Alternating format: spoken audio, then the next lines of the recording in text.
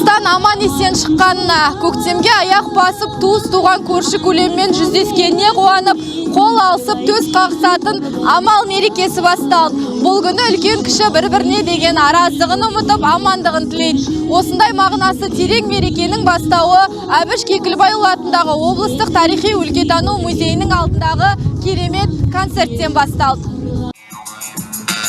Шырақ, өмір мәні, жүректің тазалығы, рухани қуаныш. Әр адамның шырағы бар. Қазақтың шырағың сөнбесін дегені, ғұмырлы бол, өмірлі шүбірлі бол, артында із қалсын дегені. Адамның тағдыры қолымыздағы шырақ тәрізді.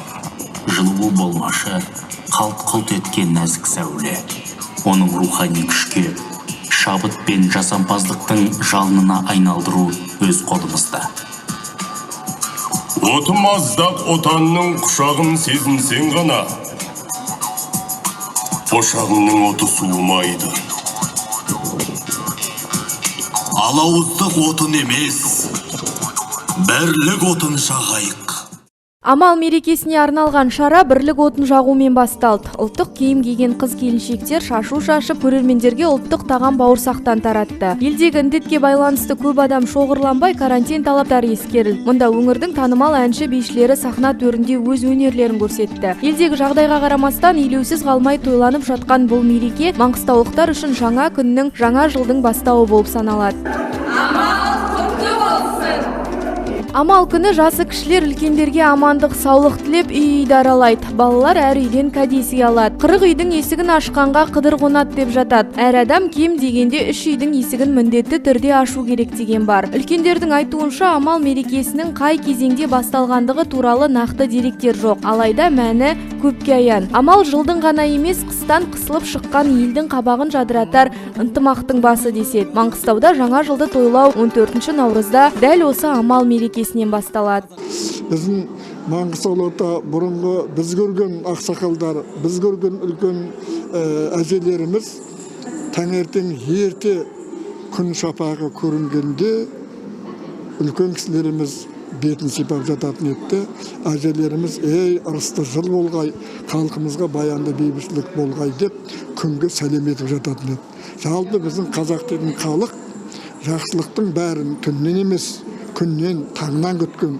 Сондықтан наурыздың арайлап атқан әрбір таңында, әрбір жанұяда, әрбір шаңырақтың астында күні күнге дейін жалғасып келе жатқан, осы жылдан жақсылық тілейтіні, ұрпақтарының аманшылығын тілейтіні осы.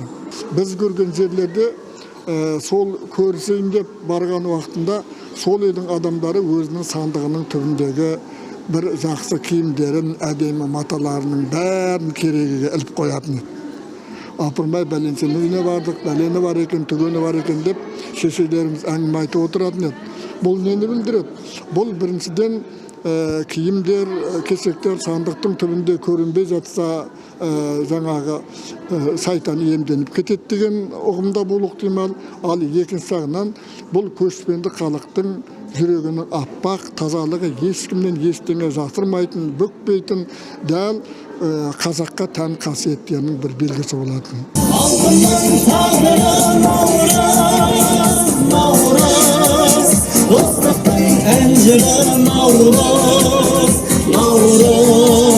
Бақыттың айғары, шабыттың қайғары, наурыз. Көрісу халқымыздың ежелден ұстанған ата дәстүрі. Бүгінде оны тек Маңғыстаудан шықты деушілер бар. Бұл түбірімен қате пікір. Көрісуді Қазақстанның батыс аймағынан бөлек, Ресейдің Волгоград, Самара, Орынбор облыстарындағы қандастарымыз да ежелден ерекше рәсім санайды. Қалмақ Республикасының тумасы Ғалия Шантемірова өздерінің бала күндерінен көрісуді айрықша ұлықтағандарын айтады. Наурыз мерекесін көрісу дейміз біздің жақта. Кішкентай күнімде мен Калмыцкая ССР болып бұрын. Совет үкіметінің кезінде қазір Республика Калмыкия. Волгоград облысы мен Астрахань облысының ортасында орналасады. Сонда кішкентай күнімізден есімін білгеннен бері сол көрісеміз таңертең тұрып алып. Әжелеріміз, аналарымыз таңертең тұрып, түн ішінде киіз үйдің ішіне жіпті керіп қояды. Сандықтың ішіндегі бүкіл жақсы маталарын, киімдерін іліп қояды. Соны келген кісілер көріп, сосын біздер барып күріштерге, әжелерге, аталарға барып көрісіп келеміз. Олар қолымызға бір жаңағы пешен, кәмпит бірдеңе береді енді. Сол онан соң оқығанда Астрахан облысында тұрдық, оқыдым институтта. Сол уақытта да қазақтардың бәрі көрісіп бір-біріне. Одан соң Атырау облысында да тұрдық, онда да көріседі екен. Енді Маңғыстауға 85 жылдан бері осы Маңғыстауға тұрам. Бұнда мерекесінде осылай көрісіп, 14 күні көріседі, 22 күн енді официальный, государственный, мемлекеттік неміз ғой, мереке болды ғой. Бұрында Совет үкіметінің кезінде де, біз Калмыкияда, Астрахан облысында да бірде-бір үзіліс болған жоқ. Жылма-жыл көрісіп, бір-бірінде құттықтап, бауырсақтары пісіліп, жаңағы наурыз көже пісіреді. Бәрі осы қазіргі салтымыз қайта мұнда да көріп жатырмыз ғой, сол жақта үзілген жоқ. Әжелер, аталармен көрісіп тұратын еді. Татулық пен бірліктің мерекесіне арналған шараға облыс әкімінің орынбасары Гүлмира Қалмұратова арнайы келді. Мәдениет басқармасының басшысы да мерекелік шараның куәсі болды. Маңғыстау облысы тұрғындарына арнайы тілегін жолдап, жылы лебізін білдірді. Амал келді, жыл келді. Елімізге құт берекесіменен, молшылығыменен, мейіріміменен, сүйіспеншілігімен жаңа жылдың келуін мұсылман халқы әр уақытта да жақсы тілекпенен тілеген. Сол тілектер қабыл болады деп, жаңа айдың туында, көктемнің шығуында, бәйшешектердің гүл атуында, малдардың төлеп, адамдардың ақжарқын көңіліменен, кішкентай көңілдерінде жүрген кірбің болса, бірін-бірі кешіріп, құшақтасып қауысқан күнді амал күні деп атап келе жатырмыз. Келген жылымыз сол құтымен, берекесімен келсін, молшылығымен келсін.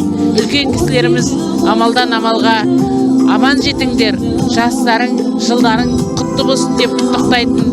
Біздегі де тілек сол, елдің амандығы, іргеміздің бүтін болғаны, әр шаңырақта құт пен береке болғандығы. Осы тілекті біз де тілейміз. Амал шын мәнінде татулық пен бірліктің ұйытқысы. Көрісу салты бір күнмен шектеліп қалмайды, наурыз бойы жалғаса береді.